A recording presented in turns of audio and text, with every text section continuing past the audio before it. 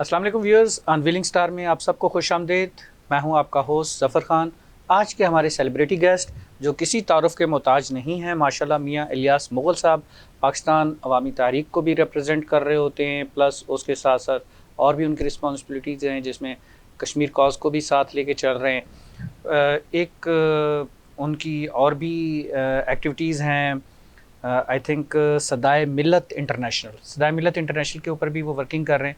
लेकिन ये सारी मल्टीपल रिस्पॉन्सिबिलिटीज़ में जिसमें वो अपना रोल अदा कर रहे हैं, आज हम जान पाएंगे उनसे। आज हमने मदऊ किया है इलियास साहब को। आइए लेके चलते हैं आप सबको इलियास साहब के पास। जी अस्सलाम वालेकुम इलियास भाई। वालेकुम सलाम। कैसे हैं आप? खैरियत से? ठीक ठाक हैं? शुक्र, आप ठीक हैं? अल्हम्दुलिल्लाह। सबसे पहले प्रोग्राम में तशरीफ़ आवरी का शुक्रिया, आपने बहुत टाइम निकाला, आप आए। आपने इनवाइट किया। और जिस तरह से माशाल्लाह पाकिस्तान अवामी तहरीक में डॉक्टर साहब के साथ आपका एक चल रहा है, रिस्पॉन्सिबिलिटीज़ के लिहाज से आप अपना किरदार वहाँ पर अदा कर रहे हैं, उसके साथ साथ सदा मिलत के ऊपर भी आपका जो है वो वर्किंग चल रही है, और कश्मीर कॉज के लिहाज से भी आपकी बहुत सारी वर्किंग है।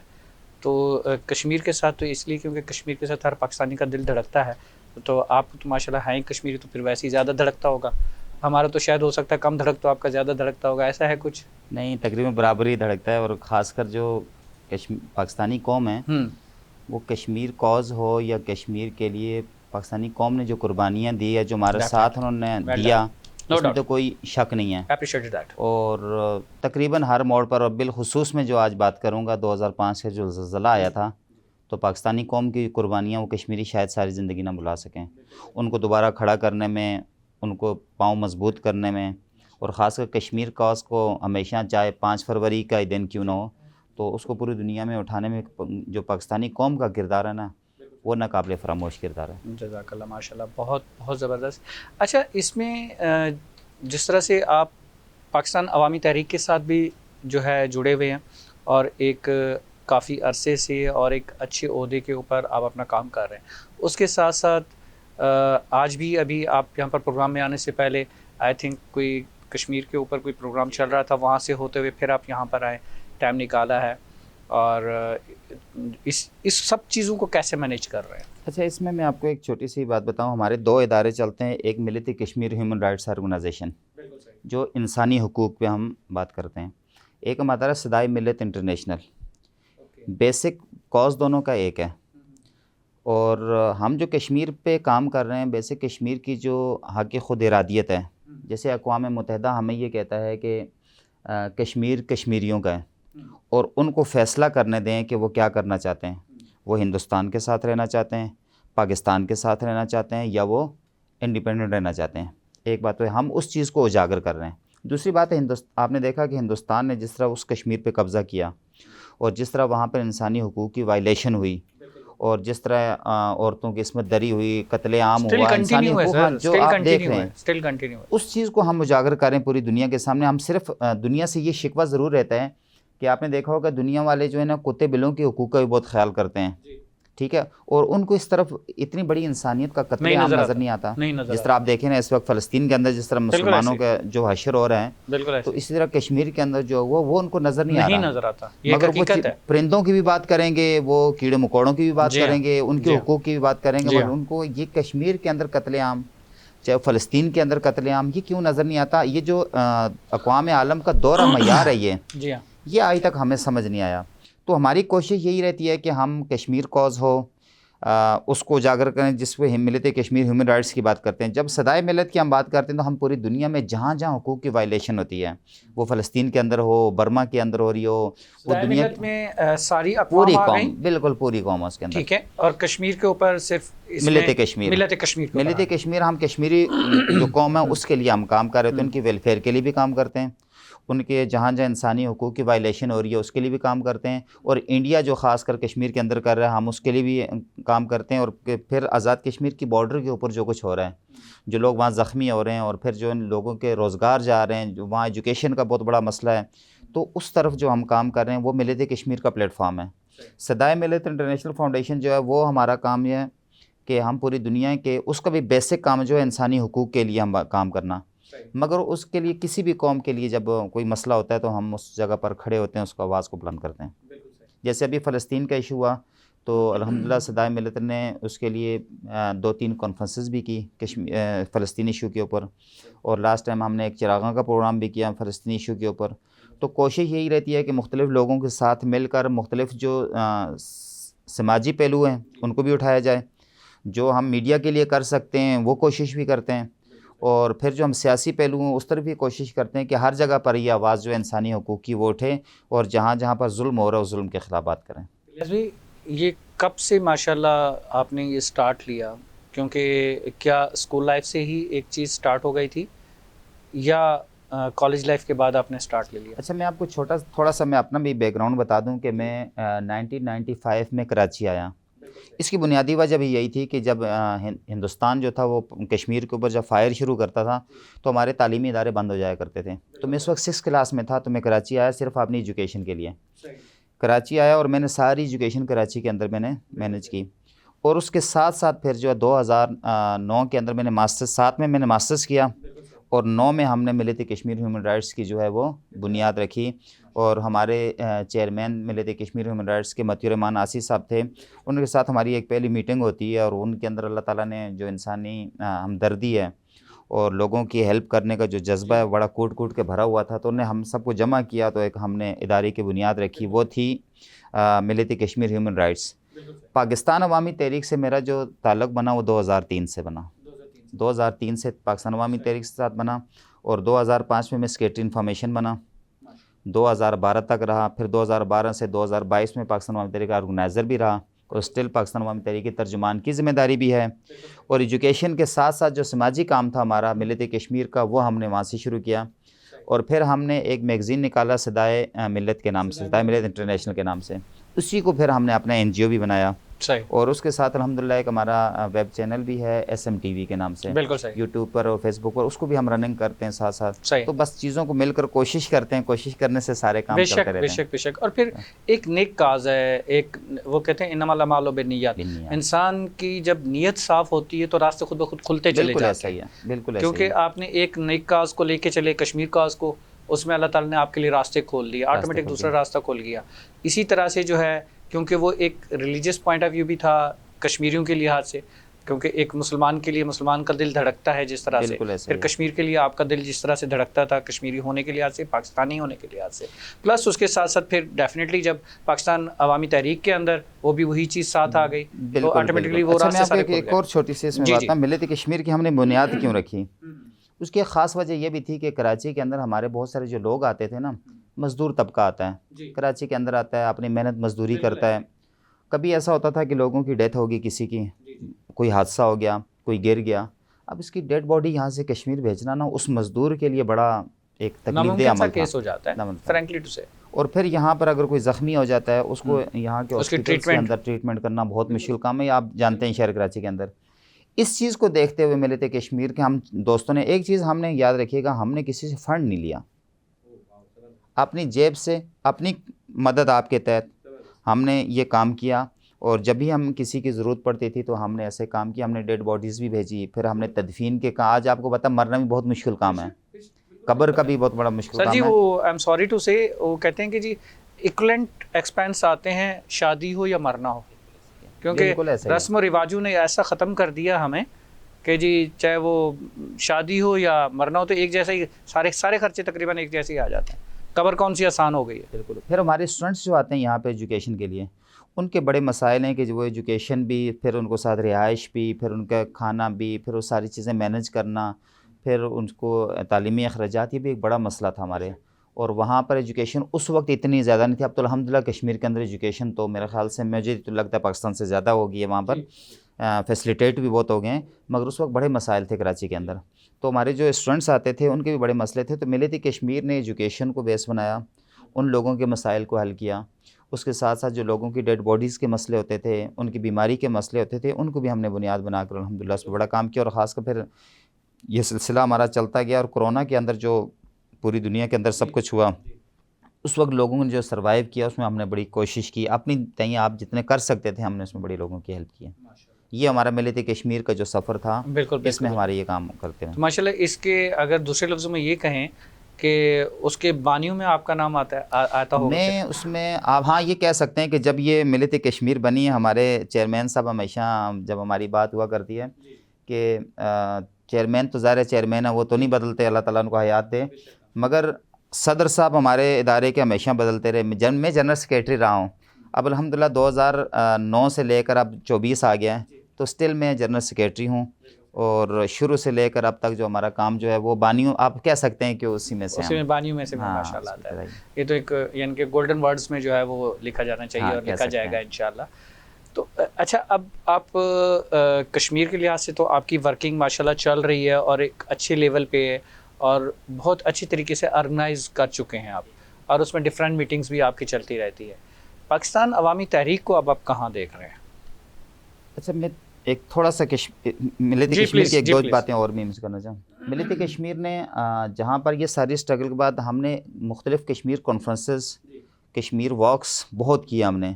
इवन के आपको मैं उसके तराशी दिखाऊंगा कि रैली हमने नॉर्थ कराची से निकाली, प्रेस क्लब, उसको इंटरनेशनल मीडिया ने भी उठाया, उसको लिखा कि तवील तरीन रैली। तो हमने उसमें अल्हम्दुलिल्लाह तकरीबन 5 से 10 हज़ार लोग थे उसमें, जो हम वो रैली जब लेकर आए। तो हमारी रैलीज़ और मुख्तलिफ कॉन्फ्रेंसेस या ये सारी चीज़ें अब भी चल रही हैं। इस पर मेरे कुछ और क्वेश्चंस भी मैं बाद में रेज़ करूँगा, ज़हन में आ गए। ठीक है, तो ये हमारा सिलसिला तब भी वो चलता रहा। अब है पाकिस्तान अवामी तहरीक। पाकिस्तान अवामी तहरीक की एक तो आपको ये पता है कि पाकिस्तान अवामी तहरीक आम रिवायती जो पॉलिटिकल पार्टीज़ हैं उनमें से नहीं है। इसकी जो बेस है वो है इनकलाबी पार्टी है ये, और ये बेसिक इक़्तिदार की पार्टी नहीं है। इसकी कोई भी पार्टी तो पीटीआई भी कहते हैं कि हम इनकलाबी पार्टी हैं। मैं बताता हूँ उसमें और हमें फ़र्क बताते हैं। सही। हमारी जो स्ट्रगल है भी तो रहा है ना, हमारी जो स्ट्रगल है हाँ, कभी इक़्तिदार के लिए नहीं रही, कभी भी। सही।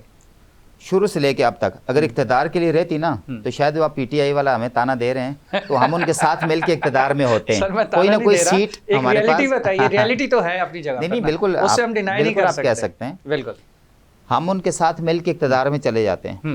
हम किसी और पीपल्स पार्टी के साथ मिल के चले जाते हैं। मुख्तलिफ पाकिस्तान में पार्टियां हमने देखी हैं, छोटी मोटी पार्टियां मिल के इक़्तिदार बना लेती हैं। तो हम तो एक बड़ी पार्टी थे अल्हम्दुलिल्लाह। ये तो मेरे ख्याल में सबसे पहला जो है वो 7 स्टार वाला स्टार्ट हुआ था ना। जी जी जी। उसके बाद से फिर वो सारे बंदे चले गए।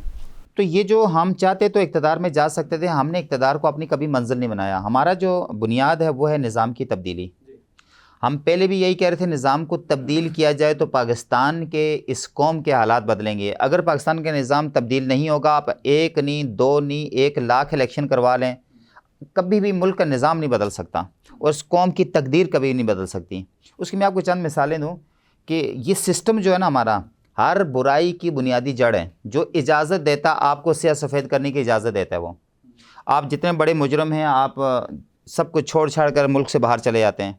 यानी 2 कानूनी, गरीब का और है, अमीर का और है। मुल्क लूटने की हर एक को इजाज़त है, तो कानून तोड़ने की हर एक को इजाज़त है। डुअल सिटीजनशिप की आप बात कर रहे हैं? नहीं, आप ये कह सकते हैं कि एक मुजरिम है, एक मिसाल के तौर पर मैंने जुर्म किया है, डुअल सिटीजनशिप होगी तो डेफिनेटली वो बाहर जा सकता है ना। नहीं, यहाँ तो बगैर उसके भी चले जाते हैं सर। चलो वो विजिट पे गए, उनको विजिट एक्सपायर हुआ, दोबारा रिन्यू कराया, सिटीजनशिप के लिए अप्लाई कराया। आपके ख्याल में क्या डुअल सिटीजनशिप होनी नहीं चाहिए? नहीं, बेसिक मेरे ख्याल से इसमें तो कोई बुराई इसलिए नहीं है कि पाकिस्तान का आइन इजाज़त देता है। जिन लोगों ने आइन बनाया था शायद उन्होंने अपने सहूलत के लिए ये चीज़ उसके अंदर रखी थी जो आप कहना चाह रहे हैं। तो ये बड़ा दिमाग चलते हैं जो लोग जब इन चीज़ों को सेट कर रहे होते हैं। डुअल नेशनैलिटी बुराई नहीं है। बुराई क्या चीज़ है कि आप उस नेशनैलिटी से नाजायज़ फ़ायदा उठा रहे हैं, कि आप यहाँ पर एक मैं आपको आम एक मिसाल था। मियाँ नवाज़ शरीफ साहब एक मुजरम, डिक्लेयर्ड मुजरम थे, साबित हो गया था, सज़ा हो गई थी, आप अदालत के अंदर, जेल के अंदर मौजूद हैं, और आपने एक बीमारी का बहाना लगा के और सारी जो सज़ा है वो बड़ी लग्जरी है, पूरी दुनिया में घूमते फिरते गुजारती। तो ये उनको इजाज़त, ये नवाज़ शरीफ की गलती नहीं है, ये सिस्टम की गलती है कि जो क्या करता है इस चीज़ की इजाज़त देता है। हम स्याह सफ़ेद कुछ भी कर लें, अगर मैं ताकतवर हूँ तो मेरा कोई कुछ नहीं बिगाड़ सकता। आप अभी गंदम के स्कैंडल को देख लें, 85 अरब रुपए का टीका लगाने के बाद सब गायब हो गए। और 4 बंदों को आपने डिसमिस किया, उनको भी भेजा हुआ ऑस्ट्रेलिया के अंदर इसके लिए ट्रेनिंग के लिए। तो आप अंदाज़ा ये करें कि कुर्बानी छोटों मोटों की होती है। डॉक्टर साहब हमेशा बात किया करते थे, वो उन्होंने एक मरतबा मॉडल आयान वाला बाद में पकड़ा गया, डॉक्टर साहब बताया करते थे कि ये किस तरह स्मगलिंग करते हैं, मनी लॉन्ड्रिंग कैसे करते हैं। तो वो बताते हैं ये जो करप्शन पकड़ी जाती है, ये तो चावल का देग का एक चावल है, देग तो भी पूरी बाकी है। यहाँ करप्शन की बड़ी बड़ी दास्तानें, मगर डॉक्टर साहब का वो जुमला मुझे बहुत अच्छी तरह याद है। उन्होंने कहा ना अल्ताफ़ हुसैन पाकिस्तान का दुश्मन है, ना जरदारी साहब हैं, ना नवाज शरीफ साहब हैं, ना मौलाना फजलन, कोई भी नहीं है। पाकिस्तान का दुश्मन ये निज़ाम है जो इन सब को बुरा करने की भी और अच्छा करने की इजाज़त देता है। इलियास भाई, यहाँ पर मैं एक छोटा सा ब्रेक लूँगा और ब्रेक से वापस आके ज़रूर जानूंगा कि वो जो एक दाना पकड़ा जाता है तो वो पूरी देख क्यों नहीं पकड़ी जा रही। व्यूअर्स, ब्रेक पे जाना ज़रूरी है। ब्रेक से वापस आके फिर हम जानेंगे कि आखिर वो पूरी देख क्यों नहीं पकड़ी जाती।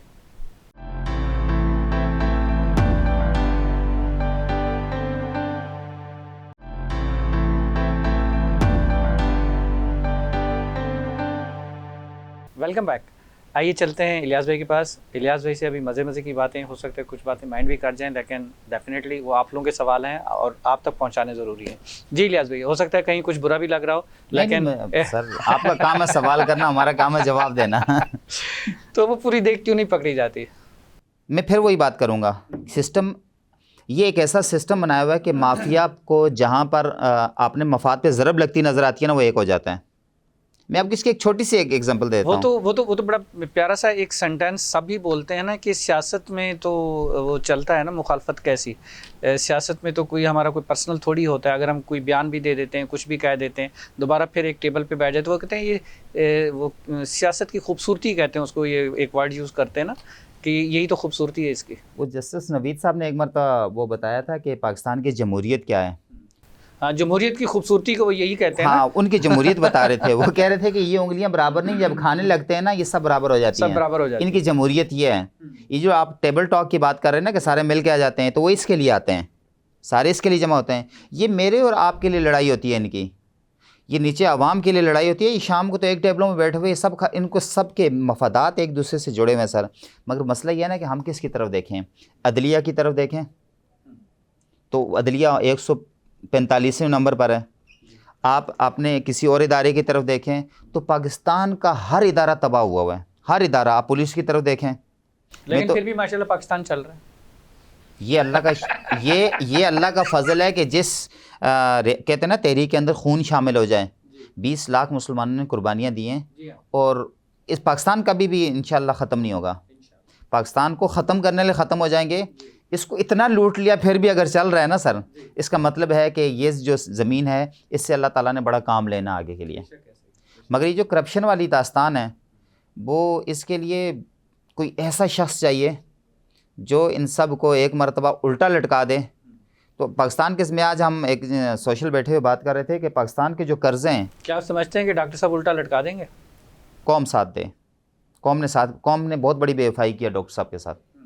डॉक्टर साहब से किसी ने सवाल किया था इनकलाब कब आएगा, तो डॉक्टर साहब ने कहा कि बेटे इनकलाब तब आएगा जब ये कौम भूखी नंगी प्यासी तड़प कर रोडों पर आ जाएगी, जब इनको ये लगेगा ना अब मरना है या मारना है, क्योंकि अब खाने के लिए कुछ है नहीं, वैसे भूखा ही मरना है तो इनको मार कर क्या करो फिर मरो, तो उस वक्त इनकलाब आएगा। तो अभी तक कौम को मिल रहा है, जब 1 रुपये की रोटी थी तब भी खा रहे हैं, आज 20 के तब भी खा रहे हैं ये, ठीक है। जिस दिन ये कौम भूखी प्यासी मरने लगी ना, कश्मीरी कौम के साथ हुआ ना, जब उन्हें देखा कि अब वसाइल नहीं, आगे दरिया और पीछे ही मसाइल हैं, तो ये हमने कूदना दिया। जब ये वक्त आया तो एक होके बाहर निकले और उन्होंने बिजली 60 रुपये वाली 3 रुपये करवा ली अपनी, आटा 6000 वालों ने 2000 करवा लिया अपना। वही मुल्क है, वही पाकिस्तान है, ठीक है, एक ही करेंसी चलती है, एक ही गवर्नमेंट है, लेकिन उसके बावजूद दोनों के अगर देखा जाए रेट्स के अंदर इतना डिफरेंस क्यों? ये आपने बहुत ज़बरदस्त सवाल किया और ये इसलिए इंतहाई ज़रूरी था कि इस वक्त पाकिस्तानी कौम और कश्मीरी कौम का आपस में थोड़ा थोड़ा टाकरा चल रहा है, जो कि नहीं होना चाहिए। इसकी बुनियाद ये है, किसी ने कहा कि सर अब कश्मीरियों के बिजली के बिल भी हमें देने पड़ेंगे, ऐसा नहीं है। मैं अब आपको इसकी बुनियाद बता रहा हूँ। दूसरा सवाल यही आना था कि फिर वो होता है ना कि गवर्नमेंट जागती है, बिल्कुल ऐसा ही कि जी ये एडजस्टमेंट, ये फ्यूल एडजस्टमेंट, ये फ्ला एडजस्टमेंट, ये फ्ला एडजस्टमेंट, वो कहाँ जाएगी? मैं अब आपको इसकी एक फार्मूला बता रहा हूँ। कश्मीर के अंदर बिजली पैदा होती है, पन बिजली है सारी। जी बिल्कुल ऐसे है, ठीक है। कश्मीर के अंदर जो बिजली की कॉस्ट आ रही है 1 रुपये से 1.5 रुपये पर यूनिट, हमें वही यूनिट 60 रुपये की वापस मिल रही है। बताइए ये इंसाफ है? यानी कि हमसे वो बिजली आप 1.5 रुपये की ले रहे हैं और वापस हमें वो 60 रुपये की दे रहे हैं। भाई क्यों? हम तो ये सवाल कर रहे थे और पिछले पूरे 1 साल से हम ये कह रहे थे कि भाई आप हमें 1 रुपये की बिजली जो है ना आप 3 रुपये में दे दें, 2 गुना ज़्यादा पैसे ले लें, मगर कम अज़ कम मुझे एक बात बताएं, फ्यूल एडजस्टमेंट हमारे ऊपर लगाई। फ्यूल एडजस्टमेंट से हमसे क्या ताल्लुक़? हमारी बिजली पानी से पैदा हो रही है। सर, वो हमारी तो बिजली 1 रुपए की पैदा हो रही है, टीवी का लाइसेंस फीस भी उसी में एडजस्ट हो जाता यही है, कह रहे हैं, रेडियो की फीस उसी में उसी में हो रही है। एडजस्ट किया जा रहा है। ये कौन सा बिल है, ये एक्स्ट्रा चार्जेस हैं, ये किसका, ये एक्स्ट्रा टैक्स है। भाई किस चीज़ का एक्स्ट्रा टैक्स, फ्यूल एडजस्टमेंट किस चीज़ की। कश्मीरी ने ये कहा कि भाई हमारी बिजली आप डबल करके हमें दे दें, मगर जालमो 60 गुना बढ़ा के 100 गुना बढ़ा के तो हमें ना देना, 1 रुपये वाली हमें 60 में क्यों दे रहे हैं। यानी जो बिजली चोरी हो रही है हैदराबाद में, उसका बिल भी हमें देना पड़ रहा है वहाँ पे, क्योंकि हम भी उसमें शामिल हैं। आपने देखा ना, जिस इलाके में बिजली चोरी थी हम सब में बांट दिया जाता है। तो वो जो 3 रुपये का जो फ़र्क आप बता रहे हैं ना कि ऐसे कैसे फ़र्क हो सकता है, वो ये है कि वो बिजली ही हमारी अपनी है, पैदा ही 1 रुपये की होती है, तो हमने 3 गुना ज़्यादा पैसे देकर हम फिर वापस ले रहे हैं आप 3 रुपये में। वो 60 रुपये के हमारे ऊपर जुल्म था। हमारा ये मुतालबा था कि भाई हमारी बिजली हमें, या तो पहली बात तो ये फ्री जोन। अच्छा एक और चीज़, हमारी जो ज़रूरत है बिजली की वो है 4000 मेगावाट, और हम कितनी पैदा कर रहे हैं, सॉरी हमारी ज़रूरत है 400 मेगावाट और हम 4000 मेगावाट पैदा कर रहे हैं। तो यार 400 मेगावाट तो हमें फ्री में मिलनी चाहिए। मगर मैं आपको एक बदकिस्मती की बात बताऊँ, आप शायद मुजफ्फराबाद गए हों, मुजफ्फराबाद में 1 घंटा लाइट आती है, अगले 3 घंटे लाइट नहीं होती, फिर 1 घंटा लाइट। ये दारुल हुकूमत है आज़ाद कश्मीर का, जो पूरी दुनिया को बिजली दे रहे हैं 4000 मेगावाट पैदा करके, उसका अपना ये हाल है कि वहाँ 1 घंटा लाइट आती है, अगले 4 घंटे लाइट नहीं होती। मुझे अब तो कंट्रोल हो गया ना जी, अब तो कंट्रोल हो गया नहीं कुछ कंट्रोल नहीं हुआ अभी, ये अभी है। भी ये बल्कि अभी मुझे कल मेरी सिस्टर से बात हुई, वो कहती हैं कि जब बिजली सस्ती हुई है तब से बिजली ही नहीं है। पहले तो फिर 3 घंटे के बाद आ जाती थी, अब तो 6 घंटे के बाद आती है, क्योंकि बिजली सस्ती कर दी है तो वो पूरा करना है यहाँ से। ये जुल्म है, ये है वो करप्ट निज़ाम जिसके बारे में पाकिस्तान अवामी तहरीक लड़ रही है। जो आप कह रहे हैं ना, ये है जिसके खिलाफ जो पाकिस्तान अवामी तहरीक बुनियाद बनी, इस करप्ट निज़ाम के खिलाफ बनी है। सानिया मॉडल टाउन को ही आप देख लें, ये करप्ट निज़ाम ना होता तो वो कातिल जो 16 घंटे टीवी चैनल पर गोलियां चलती हुई नजर आई थी, उनको सबको उन्होंने गोल्ड मेडलिस्ट दिए, गोल्ड मेडलिस्ट बना दिए, उन सबको गोल्ड मेडल देकर उनको, एक को IG को आज वहाँ कश्मीर भेज दिया राना अब्दुल जब्बार को। तो जितने भी लोग सानिया मॉडल टाउन के अंदर मुलव्वस थे, सारे के सारे लोगों को तो कहाँ से कहाँ पहुँचा दिया, किस वजह से, इस करप्ट निज़ाम की वजह से।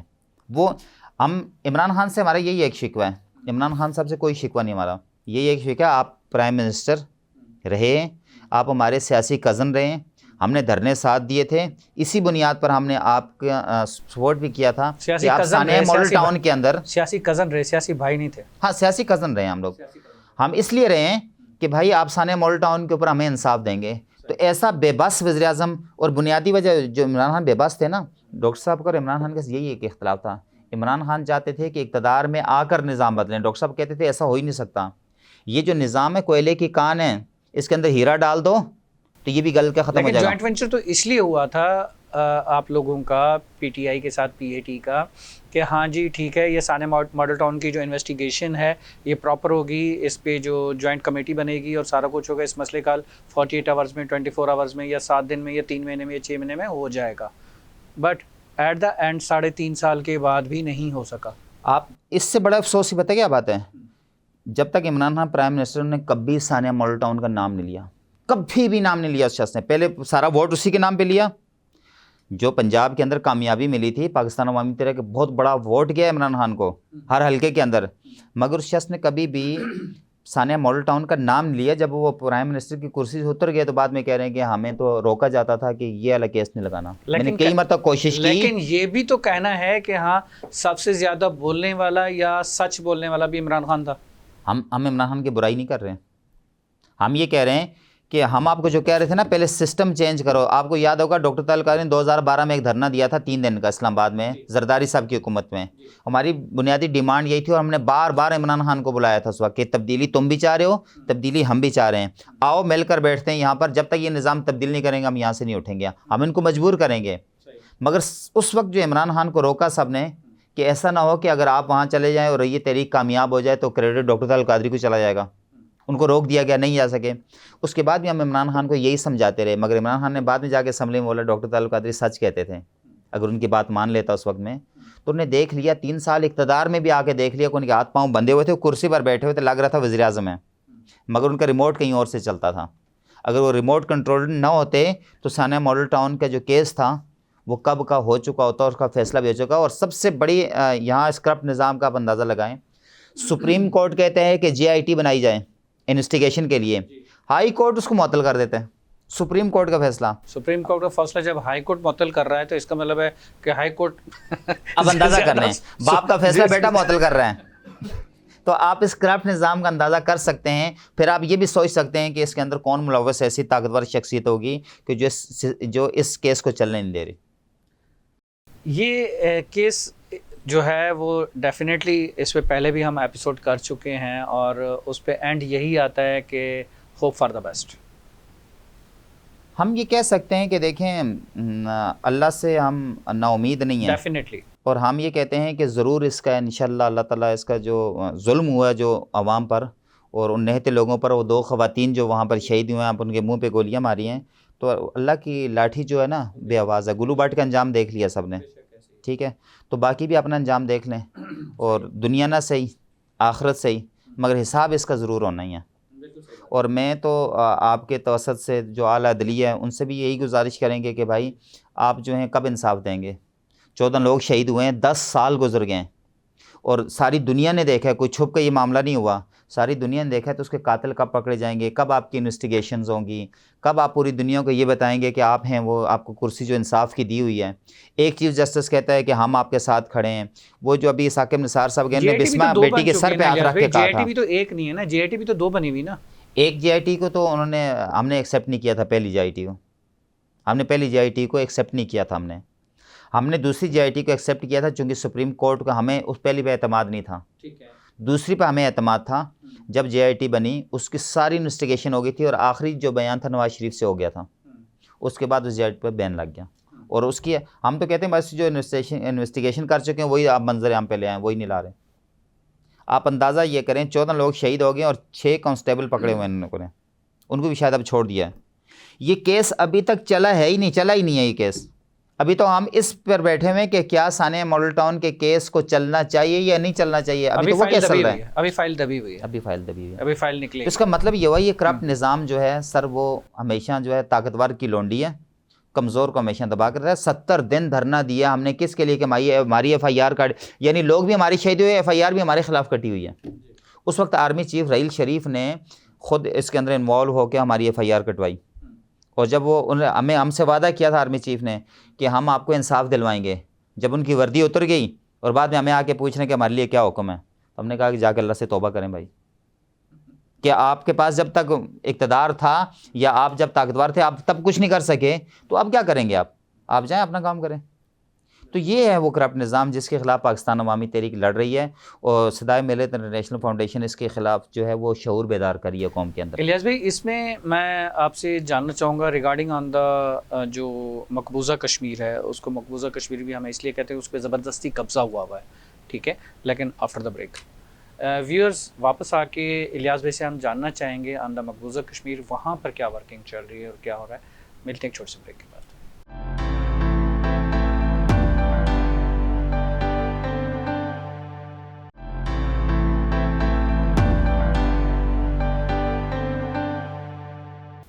वेलकम बैक व्यूअर्स, चलते हैं हम इलियास भाई के पास। जी इलियास भाई, जिस तरह से एक कश्मीर कॉज के ऊपर, कश्मीर के ऊपर और काफ़ी चीज़ें की भी हैं, नज़र भी आ रही हैं और उस पर माशाल्लाह बहुत अच्छी वर्किंग भी हुई है।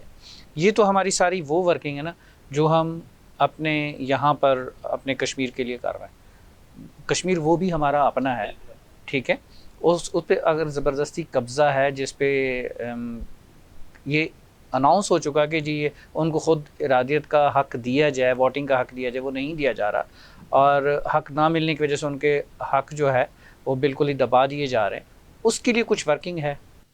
देखिए, हम बहसीत में कश्मीरी भी हूँ, मुझे इस बात की आप अंदाज़ा कर सकते हैं कि मुझे कितनी तकलीफ़ होगी कि जब पाकिस्तान कहता है कि कश्मीर हमारी शहराग है और जब शहराग किसी और के कब्ज़े में है तो आपका वो एटम इतना किस काम का, आपकी इतनी बड़ी फ़ौज किस काम की कि आपके प्लॉट पे कब्ज़ा हो गया, आपके मकान पे कब्ज़ा हो गया, आपके लोगों पे कब्ज़ा हो गया, आपकी शहराग कट चुकी है और आप कहते हैं मेरे पास असला है और मैं ताकतवर हूँ। मुझे तो समझ नहीं आई आज तक एक चीज़ ये। दूसरी चीज़ ये कि हम बहसीत कश्मीरी, हमारे तो हाथ पाँव कटे हुए हैं, हमारे पास हम आज़ाद कश्मीर एक रियासत है जिसका अपना वजारत ख़ारजा नहीं है, ठीक है, उसका अपना IG नहीं है, हमारे पास तमाम इख्तियारात पाकिस्तान के पास हैं और पाकिस्तान हमारी वकालत करता है पूरी दुनिया के अंदर। बिल्कुल सही, ठीक है, हमें पाकिस्तानी हुकूमत से शिकवा, आवाम से कोई शिकवा नहीं है, आवाम हमारे साथ हमेशा खड़ी रही। अब जो रही मकबूजा कश्मीर के लिए हम अपनी तरफ से पूरी कोशिश करते हैं, बहैसियत रियासत भी कोशिश करते हैं, बहैसियत आवाम भी कोशिश करते हैं। जो सदाए मिलत की मैंने आपको बात बताई थी और मिलती कश्मीर की, और ख़ासकर जो पाकिस्तान अवामी तहरीक की जो पार्टी है जम्मू कश्मीर अवामी तहरीक, उसका भी बुनियादी एम यही है कि कश्मीर का जो फ़ैसला है वो कश्मीरियों को दिया जाए कि वो क्या करना चाहते हैं। अच्छा, ये तीनों मुल्क नहीं देना चाह रहे इसको, कि इस काक ना हिंदुस्तान देना चाहता है, ना पाकिस्तान देना चाहता है, और आधा ऐसा हमारा तो चीन के पास भी है, और ना वो इस चीज़ की इजाज़त देता है कि हम आपस में रायशुमारी करें हम क्या करना चाहते हैं। हम तो ये चाहते हैं कश्मीरी, चीन को क्या मफादात हो सकते हैं, हम बताते हैं हम क्या चाहते हैं। हम कश्मीरी चाहते हैं कि अक्साई चीन जो है, लद्दाख जो है, मकबूजा कश्मीर, गिलगित बल्तिस्तान और आज़ाद कश्मीर, इन सब को पहले यकजा किया जाए। यकजा करने के बाद आप इसके अंदर वोटिंग करवा दें, ठीक है। उनसे पूछेंगे भाई आप क्या करना चाह रहे हैं, ये हमें कोई नहीं दे रहा इसकी इजाज़त। हिंदुस्तान ने अपना दबाया हुआ है, पाकिस्तान ने एक हिस्सा ख़ुद दबाया हुआ है, एक हिस्सा अक्साई चीन ने दबाया हुआ है, और कश्मीरी जो हैं कुछ उधर बटे हुए हैं, कुछ उधर बटे हुए हैं, कुछ इधर बटे हुए हैं, और गिलगित बल्तिस्तान बिल्कुल अलग ही हुआ है, वो भी कश्मीर का हिस्सा है। उसको पाकिस्तान ने अपना सूबा बनाया हुआ है, जबकि वो पाकिस्तान का सूबा बन ही नहीं सकता, इसलिए कि वो एक मुतनाज़ इलाका है। वो पाकिस्तान का सूबा कैसे बन सकता है? लेकिन वो तो शुरू से है गिलगित बल्तिस्तान का। नहीं, 1952 में एक मुआहदे के तहत जो कश्मीरी जो हमारे गिलगित बल्तिस्तान के लोग थे उन्होंने पाकिस्तान के साथ अलाग कर लिया था, ठीक है। मगर वो अब तक क्यों नहीं सूबा बना? फिर हमने सूबा तो बना लिया, डिक्लेयर क्यों नहीं करे पाकिस्तान का 5वां सूबा? इस तरह तो सूबे की आवाज़ें तो फिर बहुत जगह से उठ रही हैं, इस तरह तो सराकिस्तान का भी एक सूबे की आवाज़ उठ रही है। सूबे तो बनने चाहिए, इसमें बुराई क्या है?